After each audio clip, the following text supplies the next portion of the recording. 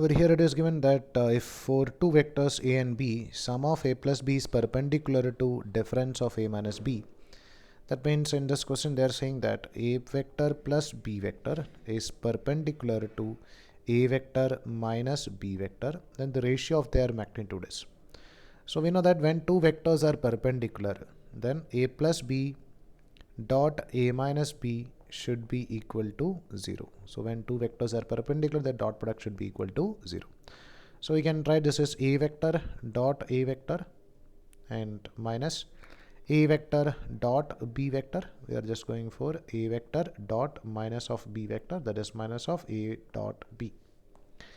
Plus now we can go for b vector dot a vector, that is equal to we can take it as a dot b because b dot a or a dot b are same, and minus because now next we are going for b vector dot minus b vector, which is equal to minus b square is equal to 0.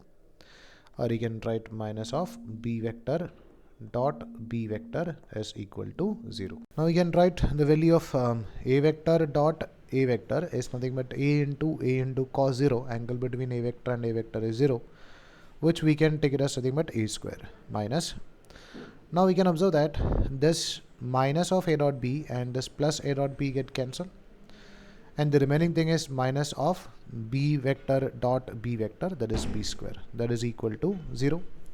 So we can say that the value of a square should be equal to b square, or you can write a should be equal to b. If a is equal to b, that means a by b is equal to 1, or ratio of their magnitude should be equal to 1.